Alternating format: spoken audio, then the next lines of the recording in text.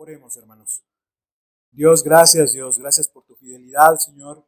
Gracias por permitirnos tener un tiempo alrededor de tu palabra, Señor, y te rogamos, Señor, que tú nos hables, Señor, nos hables y otra vez que podamos echar mano de lo que nos hables. No queremos ser oidores olvidadizos, sino queremos ser hacedores de tu palabra, Señor. Ponemos el tiempo en tus manos, Espíritu Santo, ven y revélanos lo que tú quieres hablarnos. En el nombre de Jesús podemos orar estas cosas.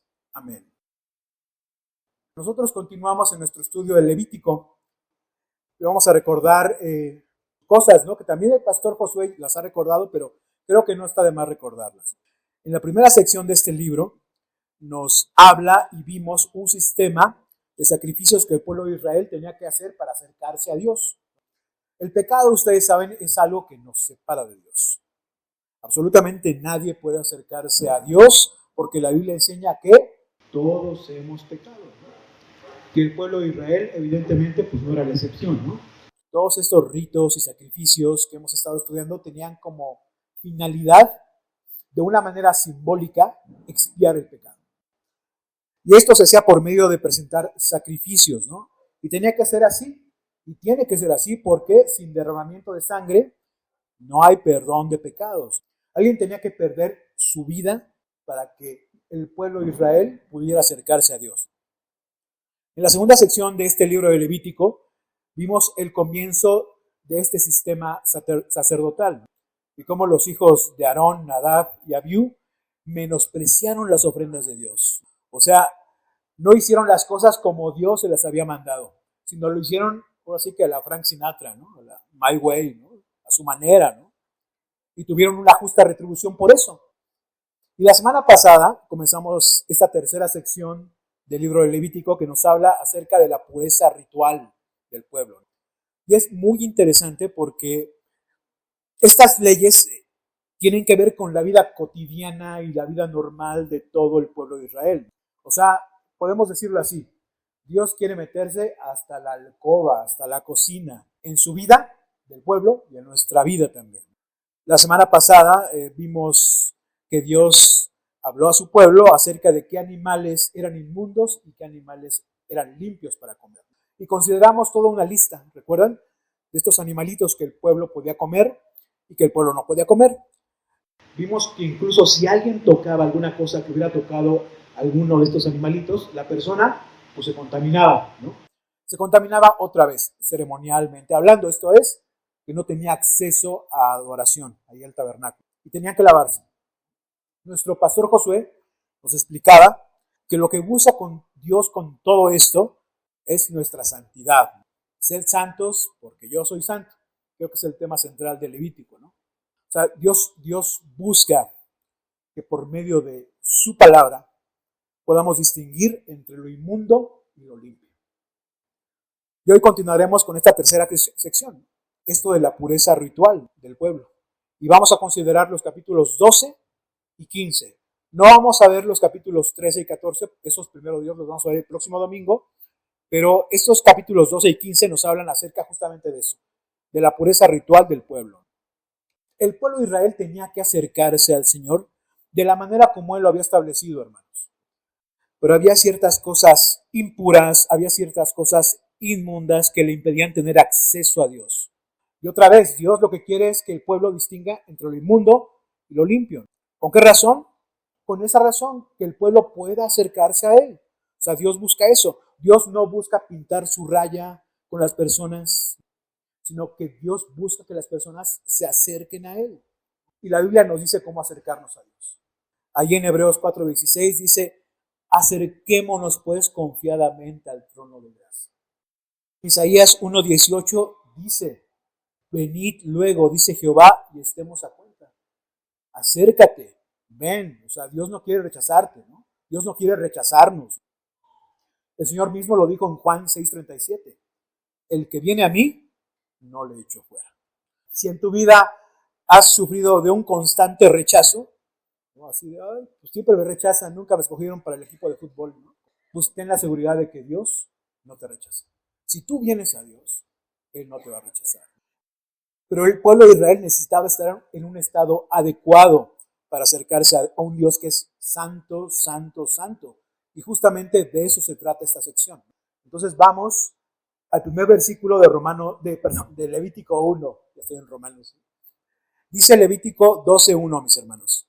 Habló Jehová a Moisés diciendo: habla a los hijos de Israel y diles: la mujer cuando conciba y dé a luz varón, será inmunda 7 días, conforme a los días de su menstruación será inmunda. Y al 8º día se circuncidará al niño, mas ella permanecerá 33 días purificándose de su sangre. Ninguna cosa santa tocará, ni vendrá al santuario hasta cuando sean cumplidos los días de su purificación. Y si diera a luz hija, será inmunda 2 semanas, conforme a su separación, y 66 días estará purificándose de su sangre. Aquí el texto nos habla claramente del parto de una mujer. Creo que lo podemos ver muy claro. Y nos señala un tiempo donde la mujer, después de dar a luz, es inmunda ceremonialmente hablando. Que es en el caso de que dé a luz a un niño, a un varoncito, son 7 días, y en el caso que dé a luz a una niña, son 14 días, ¿no? Pero ¿qué es lo que implica, mis hermanos, estar inmundo o impuro, ¿no? La palabra inmundo ahí en hebreo es la palabra tame, que nos habla justamente de eso, de estar contaminado ceremonialmente.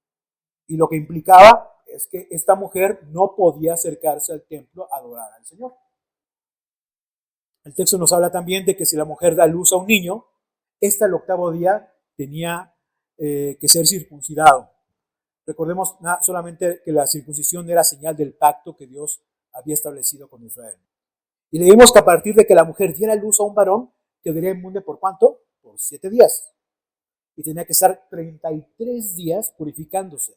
Y en caso de que diera luz una niña, la mujer sería inmunda por 2 semanas y pasaría 66 días purificándose. Esto hacía que la mujer estuviera en reposo 40 días si daba luz un bebé, niño, y 80 días en reposo si daba luz una niña. Esto lo conocemos hoy en día como la famosísima cuarentena, que es un tiempo donde la mujer, después del parto, pues debe tener ciertos cuidados. Y saben, creo que aquí podemos ver el cuidado de Dios a la mujer. Y estos mismos cuidados los quiere tener para con su pueblo. O sea, la verdad es que qué bueno es el Señor. Y ahora la pregunta del millón sería: ¿por qué la mujer necesita purificarse después de dar a luz? ¿Por qué es inmunda? Bueno, el texto no nos dice que se está purificando por ser madre, sino que se está purificando de su sangre, ¿no? O sea, el Señor para nada está enseñando que el parto sea pecado, o el nacimiento de un niño sea pecado, o que los bebés sean inmundos, para nada. Sino lo que es impuro, lo que es inmundo, es la sangre de la mujer. En la ley la sangre tenía asociaciones sagradas, ¿no? Se entendía que la vida de un ser estaba en la sangre. Y pues la pérdida de la sangre significaba la pérdida de la vida. Y como el parto siempre se asocia con sangre, tiene mucho sentido que hubiera este ritual especial de purificación después del parto.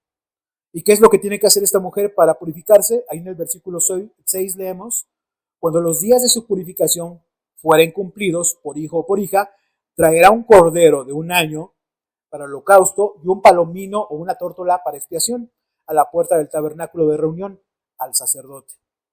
Y él los ofrecerá delante de Jehová y hará expiación por ella y será limpia del flujo de su sangre. Esta es la ley para la que diere a luz hijo o hija. Y si no tiene lo suficiente para un cordero, tomará entonces 2 tórtolas o 2 palominos, uno para holocausto y otro para expiación. Y el sacerdote hará expiación por ella y será limpia. Lo que tenía que hacer la mujer era presentar 2 sacrificios. En caso de que tenga los recursos suficientes, un cordero para holocausto y un palomino para expiación. Y el sacerdote, haciendo esto, declaraba limpia a la mujer.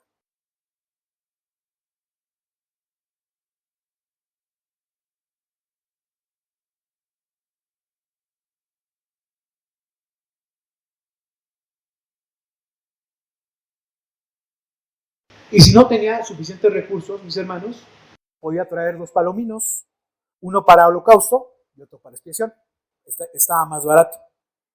Y esto es bien bello porque lo vemos con María, la madre del Señor Jesús. Ahí en Lucas 2, 22, 24, cuando después de este tiempo señalado por la ley, María se acerca al templo y se acerca con 2 palominos. ¿Y esto qué nos indica? Que el Señor Jesús nació en una familia que no tenía suficientes recursos para comprar un cordero. Recordemos que el sacrificio del holocausto nos habla de una dedicación completa a Dios, ¿no? O sea, es como si la mujer después de este tiempo dijera, Señor, aquí estoy otra vez. Ahora sí que mi vida está en tus manos, me dedico completamente a ti. Y el sacrificio de la expiación pues básicamente me habla de perdón. Es como si la mujer dijera, Señor, pues perdona mi pecado. Entonces, ¿cómo? O sea, ¿cómo, no? La Biblia enseña que dar a luz es pecado. O tenía que presentar un sacrificio para expiación. Pues no es lo que enseña la Biblia. Lo que le enseña la Biblia lo vemos en desde Génesis 1, que Dios mandó al hombre y a la mujer fructificad y multiplicaos, ¿no? Y eso tiene que ver, obviamente, con dar a luz, ¿no? ¿Qué pasó después de eso? En el versículo 31, ahí de Génesis 1, vio Dios que esto era bueno. Por tanto, esto me enseña claramente, por si lo habían pensado, que tener un hijo no es pecado, es algo bueno, es una bendición. Los hijos son un regalo de Dios. Y alguien diría, bueno, eso lo dices porque no pasas con mi hijo, nada más estás con mi hijo 1 hora en lo que está en Club Semilla, ¿no? Pero no, en realidad son una bendición los niños. El Salmo 127 nos dice que los hijos son herencia de Jehová y cosa de estima el fruto del vientre, ¿no? Los hijos son una verdadera bendición de Dios, mis hermanos. Los niños no son un accidente, no son algo o alguien que te truncaron tu camino al éxito. Los hijos son una herencia de Jehová. Y en esta idea pecaminosa de que los hijos arruinan nuestros proyectos de vida, algunas personas han llegado hasta el punto de decidir abortar, ¿no? Para el judío en ese tiempo, ninguna razón era razón para poder abortar, porque se consideraba un asesinato. Y permítanme decirlo así, mis hermanos, el aborto no es una opción para el creyente. No es una opción para el creyente. Por más razones que queramos argumentar, el aborto no es una opción para el creyente. ¿Por qué? Porque Dios me dice, no matarás. Nada más por eso, ¿no? Y la palabra nos enseña que el embrión es un ser humano. David dice en el Salmo 139, desde el versículo 13, porque tú formaste mis entrañas. Tú me hiciste en el vientre de mi madre. Te alabaré porque formidables, maravillosas son tus obras. Estoy maravillado y mi alma lo sabe muy bien. No fue encubierto de ti mi cuerpo. Bien que en oculto fui formado y entretejido en lo más profundo de la tierra. Mi embrión vieron tus ojos. ¿Qué nos enseña esto? Que el bebé, desde el vientre de su mamá, es un ser humano. Salmo 22:10. Sobre ti fui echado desde antes de nacer. Desde el vientre de mi madre, tú eres mi Dios. La Biblia enseña que somos seres humanos desde que estamos en el vientre de nuestra madre. Por tanto, el aborto es prácticamente un asesinato. Pablo dice en Gálatas 1:15 que Dios lo apartó desde el vientre de su mamá y lo llamó por su gracia a revelarle a Cristo. Yo sé que para muchos es un tema que no debería ser así, pero es un tema controversial. Pero lo que nos muestra la palabra de Dios es claro. El aborto es un asesinato. Y creo que tendríamos como hijos de Dios que tomar una postura firme ante eso. Vivimos en una ciudad donde el aborto está despenalizado, está legalizado. Y creo que necesitamos orar por nuestra ciudad. Necesitamos predicar el evangelio. No necesitamos ser alguien, pues, inactivo ante esto que está pasando, ¿no? Dice Filipenses 2 que estamos en medio de una generación maligna y perversa, ¿no? Y los hijos de Dios tenemos que resplandecer como luminares en el mundo. El tener un bebé no es pecado, lo que sí es pecado es matarlo. Eso sí es pecado. Si en algún momento pecaste contra Dios, tomando esta decisión y te sientes condenado, te sientes condenada, ¿sabes lo que dice el Señor? Isaías 1:18. Acompáñame a Isaías 1:18, por favor. Dice Isaías 1:18. Venid luego, dice Jehová, y estemos a cuenta. Si vuestros pecados fueren como la grana, como la nieve serán emblanquecidos. Si fueren rojos como el carmesí, vendrán a ser como blanca lana. Venid luego, acércate. Es la invitación del Señor. No es aléjate, es acércate. Hermano, hermana, si te pones delante de Dios, si te pones a cuenta delante de Dios, la sangre de Cristo puede limpiarte de todo pecado el día de hoy. La invitación está abierta. Ven, estemos a cuenta, dice el texto. Ya está eso. Pero entonces, ¿por qué se tenía que presentar este sacrificio de expiación, ¿no? Y una razón podría ser que la mujer, al estar apartada del templo todo este tiempo, por estos sacrificios se podría de alguna manera reintegrar nuevamente a la adoración del templo, ¿no? Señor, ha pasado mucho tiempo, quiero dedicar nuevamente mi vida a ti y quiero recibir tu perdón. Y ese tiempo era un tiempo establecido por Dios, donde también podemos ver su cuidado, ahora sí que para las mamás que han dado a luz. Ahí en nuestro texto, en Levítico 12:4, dice, mas ella permanecerá 33 días purificándose de su sangre, ninguna cosa santa tocará. Y esto quiere decir que por ese tiempo no tendrá un acercamiento sexual con su marido. O sea, es un tiempo donde ella va a estar cuidando de su bebé y es un tiempo donde también su esposo va a estar cuidando de ella, va a estar protegiéndola, va a estar sustentándola. Bien bello. Y es básicamente lo que nos enseña este capítulo 12 de Levítico. Pero continuemos ahora en Levítico 15, hermanos. Saltemos 2 capítulos y vamos a Levítico 15, donde Dios se enfoca en otra parte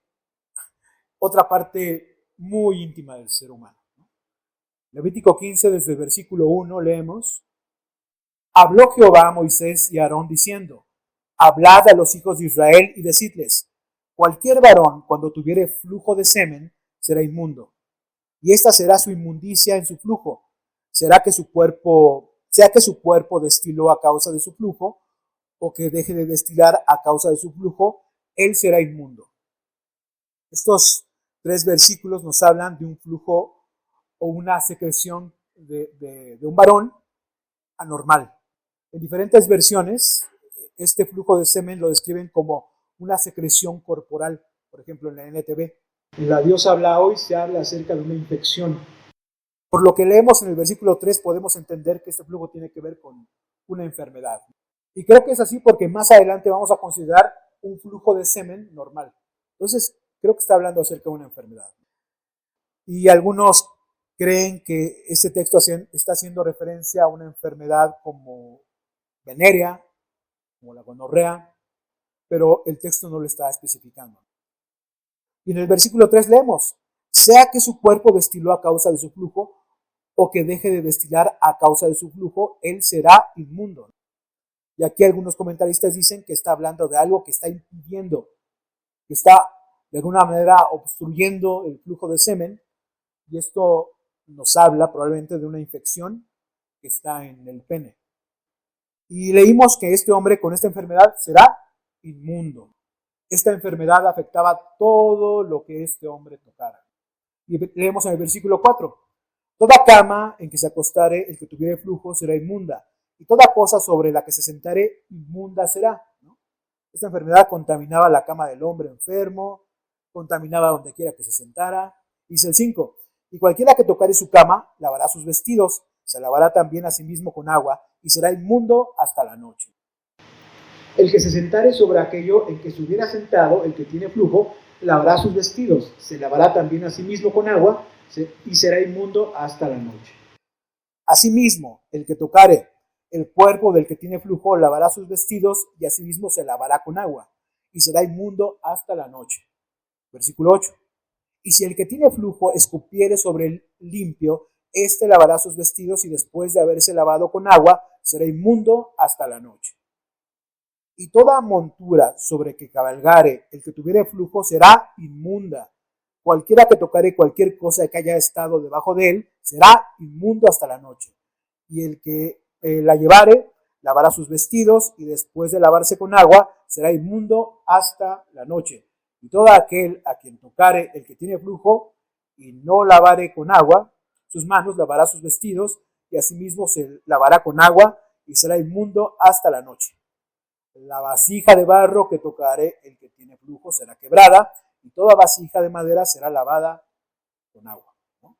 Esta enfermedad, como les decía, afectaba todo el enfermito, ¿no? Incluso las personas que tocaran, ¿no?, estas cosas, ¿no?, de esta persona inmunda. Leímos en el versículo 8, si el que tiene flujo escupiere sobre el limpio, este lavará sus vestidos, ¿no? Y aquí no se nos explica si está escupiendo así en mala onda, ¿no?, de una manera agresiva, o simplemente es por toser, ¿no? Pero el hecho es que esta saliva de esta persona infectada podía contaminar a otros, ¿no? Ellos tenían que lavarse, ellos tenían que purificarse. ¿Y qué tiene que hacer para purificarse este hombre enfermo?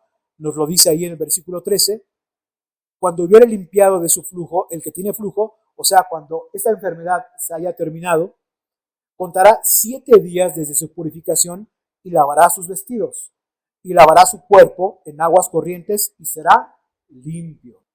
Y el 8º día tomará 2 tórtolas o 2 palominos y vendrá delante de Jehová a la puerta del tabernáculo de reunión y los dará al sacerdote. Y el sacerdote hará del uno ofrenda por el pecado y del otro holocausto. Y el sacerdote le purificará de su flujo delante de Jehová. Cuando este hombre ya no tenga esta enfermedad, tenía que venir delante de Dios, traer estos sacrificios y yo sé, nos estamos saltando los capítulos 13 y 14, ¿no?, donde se nos habla de lepra, esta enfermedad tan terrible de la piel, ¿no? Y ahí veremos que los sacrificios son completamente distintos a los que estamos viendo ahorita. Ahora sí, porque hay de enfermedades a enfermedades. Pero la idea es que después de hacer este sacrificio, el hombre era declarado limpio por ese sacrificio. Versículo 16. Cuando el hombre tuviera emisión de semen, lavará con agua todo su cuerpo y será inmundo hasta la noche. Y toda vestidura o toda piel sobre la cual cayera la emisión de semen, se lavará con agua y será inmunda hasta la noche. Y cuando un hombre yaciere con una mujer y tuviere emisión de semen, ambos se lavarán con agua y serán inmundos hasta la noche.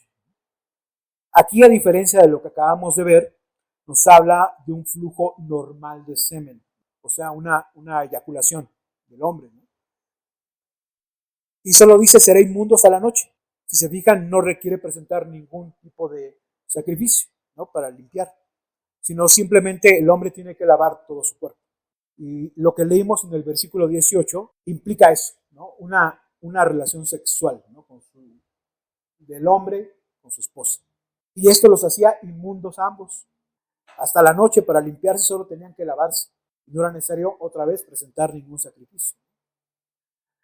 Y la pregunta que sigue también es, ¿tener relaciones con mi esposa, tener relaciones sexuales con mi esposo es pecado? Y la respuesta es no. ¿Es algo sucio? No.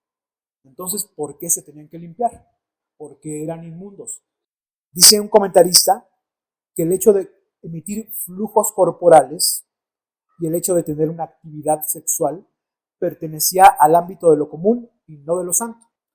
Y aquí estamos hablando justamente de eso, mis hermanos, de acercarnos a un Dios santo, santo, santo, ¿no? Y ellos no se podían acercar a un Dios así, porque lo que hicieron estaba en el ámbito de lo común y no estaba en el ámbito de lo santo. No está hablando de que, otra vez, sea pecado tener relaciones sexuales con tu esposo o tu esposa. En Hebreos 13:4, el escritor de Hebreos habla algo acerca de esto. Y dice Hebreos 13:4, honroso sea en todos el matrimonio y el lecho sin mancilla.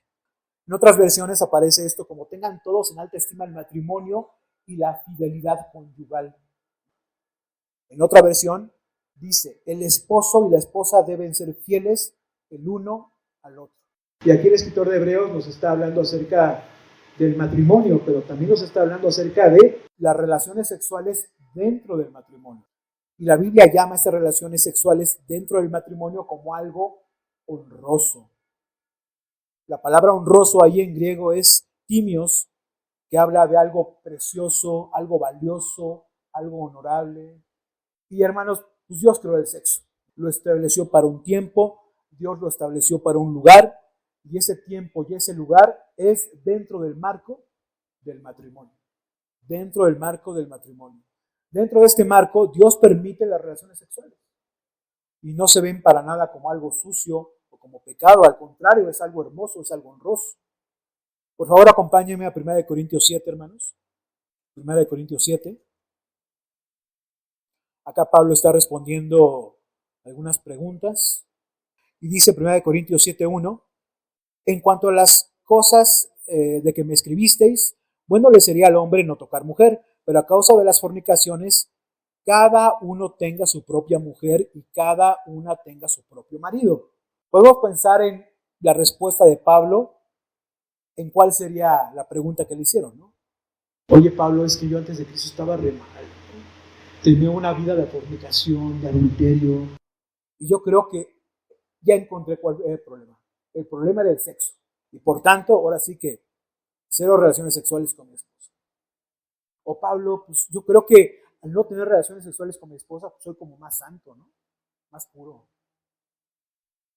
Y Pablo dice, bueno le sería al hombre no tocar mujer, pero a causa de las fornicaciones, cada uno tenga su propia mujer y cada una tenga su propio marido. En el versículo 3 leemos, el marido cumpla con la mujer el deber conyugal y asimismo la mujer con el marido. ¿Qué es el deber conyugal? La versión NTV nos habla, lo pone así en estos términos, ¿no?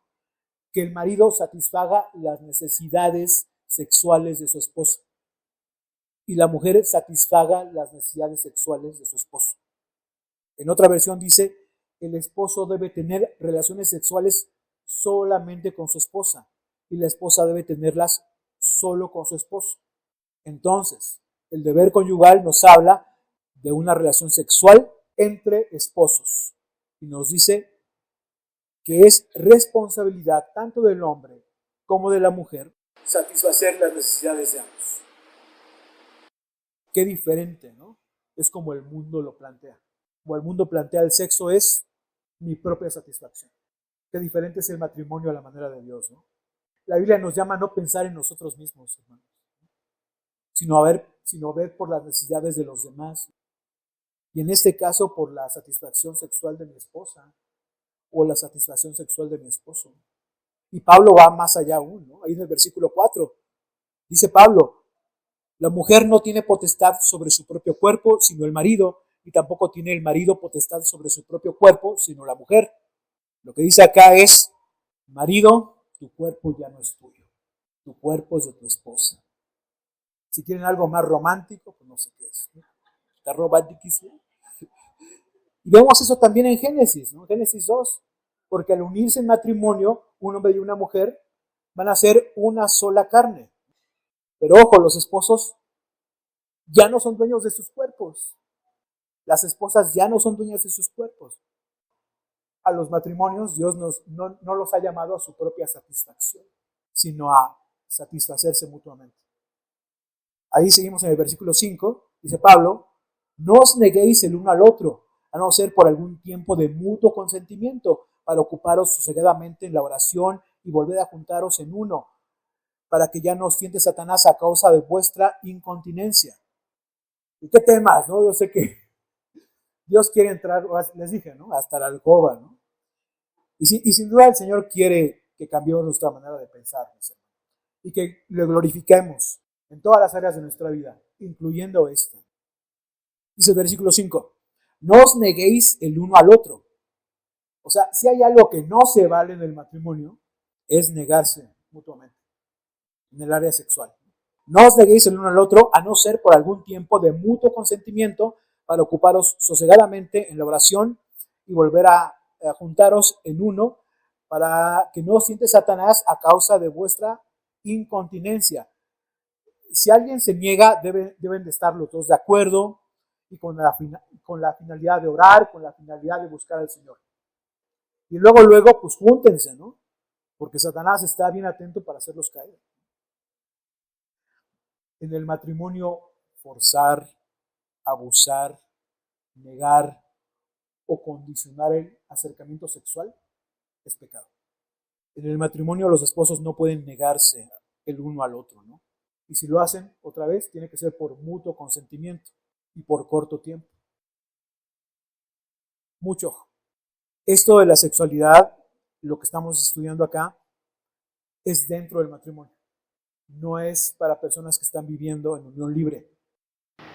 Entendemos que las relaciones sexuales en el matrimonio no son pecado, pero están en un ámbito de lo santo, de lo común y no de lo santo. En Hebreos 13:4, hermanos, no acabé de leer el versículo, lo leo.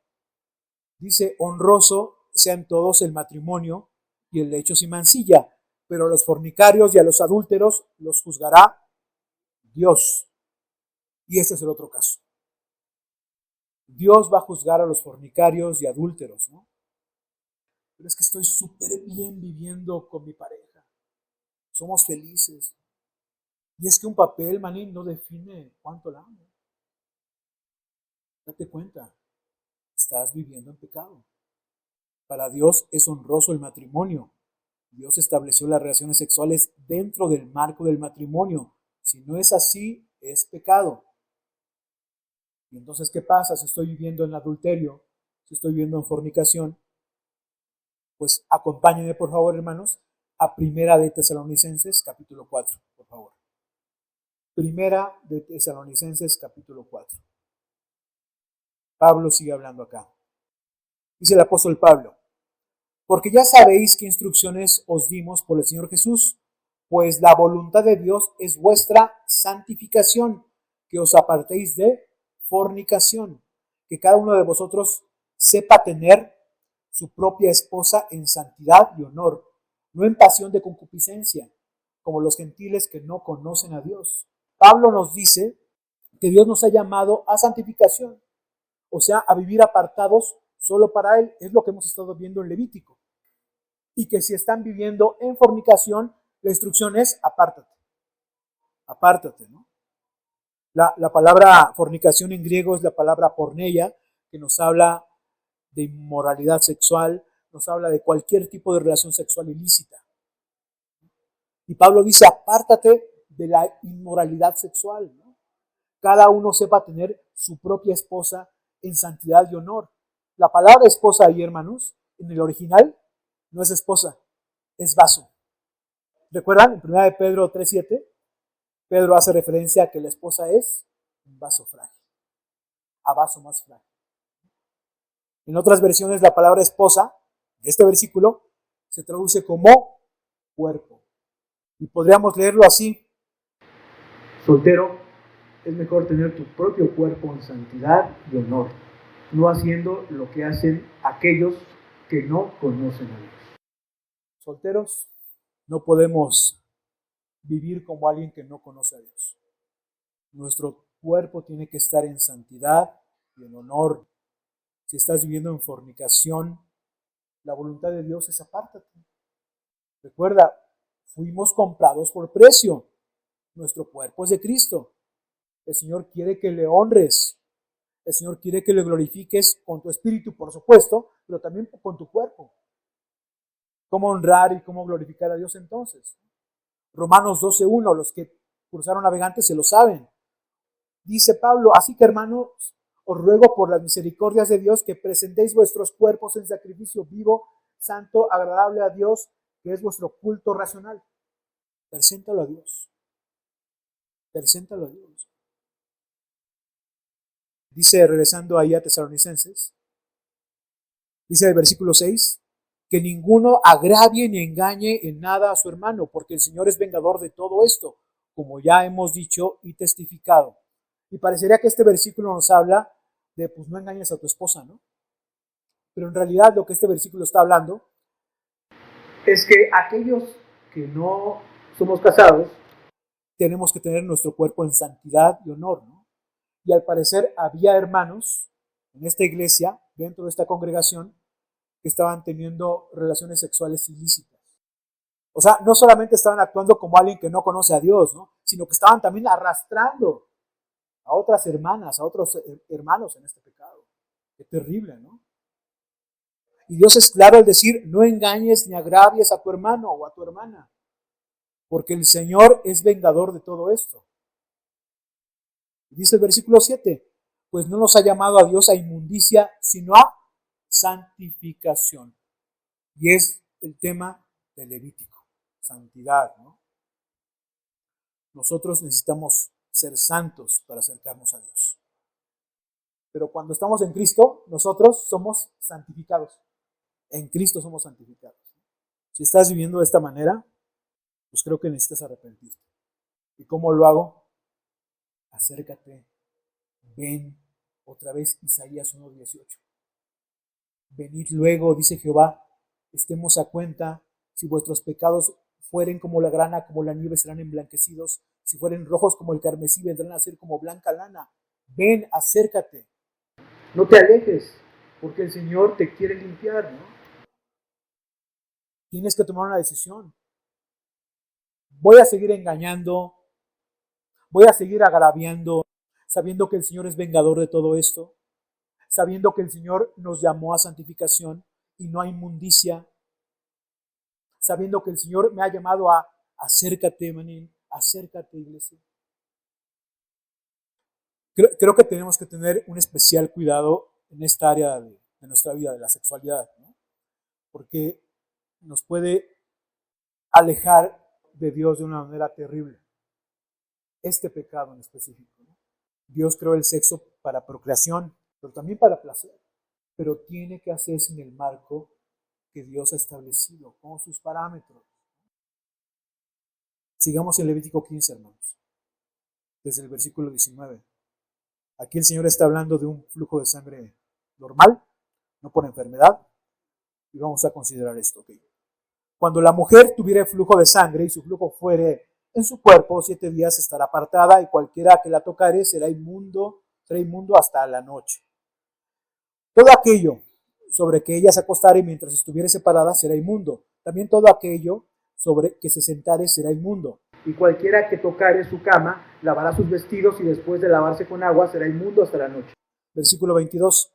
También cualquiera que tocare cualquier mueble sobre que ella se hubiere sentado lavará sus vestidos, se lavará luego a sí mismo con agua y será inmundo hasta la noche. Y lo que tuviere sobre su cama o sobre la silla en que ella se hubiere sentado, el que lo tocare será inmundo hasta la noche. Si alguno durmiere con ella y su menstruo fuere sobre él, será inmundo por 7 días y toda cama sobre que durmiere será inmunda, ¿no? La mujer durante este periodo tiene que estar apartada por este flujo de sangre durante 7 días, ¿no? Y todo donde se siente, donde se acueste, incluso cualquier cosa que toque, incluso cualquier persona que toque donde ella se acostó o se sentó, va a ser inmundo. Y más aún, si su esposo duerme con ella en este periodo, pues también va a ser inmundo. Y otra vez creo que podemos ver también el cuidado de Dios por la mujer aquí, ¿no? El Señor le está dando un tiempo de descanso a ella. Durante este periodo la está protegiendo de alguna manera. Tanto que le dice al marido, hey, no toques a la mujer durante este tiempo. Pero a partir del versículo 25 me habla de un flujo anormal de sangre por alguna enfermedad. Dice el versículo 25. Y la mujer cuando siguiera el flujo de su sangre por muchos días fuera del tiempo de su costumbre, o cuando tuviera el flujo de sangre más de su costumbre, todo el tiempo de su flujo será inmunda como en los días de su costumbre. Toda cama en que durmiere, todo el tiempo de su flujo le será como la cama de su costumbre, y todo mueble sobre que se sentare será inmundo como la impureza de su costumbre. Cualquiera que tocare esas cosas será inmundo, y lavará sus vestidos, y asimismo se lavará con agua, y será inmundo hasta la noche. Por el tiempo en que iba a durar este flujo de sangre, convertía a la mujer durante todo este tiempo en inmunda. Y la inmundicia de la mujer se podía propagar a cualquier objeto, ¿no? sobre el que se acostara, se sentara, ¿no? Y esta inmundicia también se podría propagar hacia cualquier persona. Versículo 28. Y cuando fuere libre de su flujo, contará 7 días y después será limpia. Aquí nos dice que hay un término para esta enfermedad. Y el 8º día tomará consigo 2 tórtolas o 2 palominos y los traerá al sacerdote a la puerta del tabernáculo de reunión. Y el sacerdote hará del uno ofrenda por el pecado y del otro holocausto, y la purificará el sacerdote delante de Jehová del flujo de su impureza. Y aquí vemos instrucciones claras de cómo tenía que purificarse la mujer después de esta enfermedad, ofreciendo estos sacrificios. Y esto nos lleva a una porción bien bella de la Biblia. Así es que rápidamente, hermanos, vamos a Marcos 5. Marcos 5, vamos a estar considerando el ministerio del Señor Jesús en esta tierra.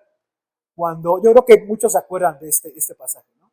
Cuando se encontró una mujer que estaba padeciendo exactamente de esto, ¿no? Y ahora entendemos que esta mujer lo estaba pasando muy mal.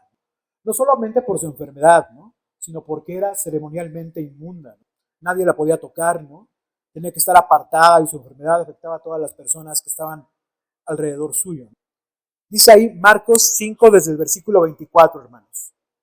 Fue pues con él, o sea, Jesús está yendo con Jairo, principal de la sinagoga, a ver a su hija que estaba enfermita, ¿no? Y le seguía una gran multitud y le apretaban. Pero una mujer que desde hacía 12 años padecía de flujo de sangre, había sufrido mucho de muchos médicos y gastado todo lo que tenía y nada había aprovechado, antes le iba peor. Esta mujer vivió con esta enfermedad durante 12 años, ¿se imaginan? Y vivía como inmunda por 12 años. Dice el versículo 27, cuando oyó hablar de Jesús, vino por detrás entre la multitud y tocó su manto, porque decía, si tocare tan solamente su manto, seré salva. ¿Qué fe de esta mujer? Una fe medio extraña, ¿no? Una fe supersticiosa. Si lo toco me sano, ¿no? Una fe débil, ¿no? Porque no se pone delante del Señor, ¿no? Sino va por atrás, lo hace escondidas. Pero ella se acerca. Acércate, ven, ¿recuerdan? 29, versículo 29.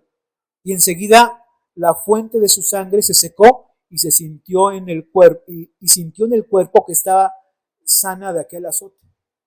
12 años de sufrimiento, de perderlo todo, cada vez le iba peor, ¿no?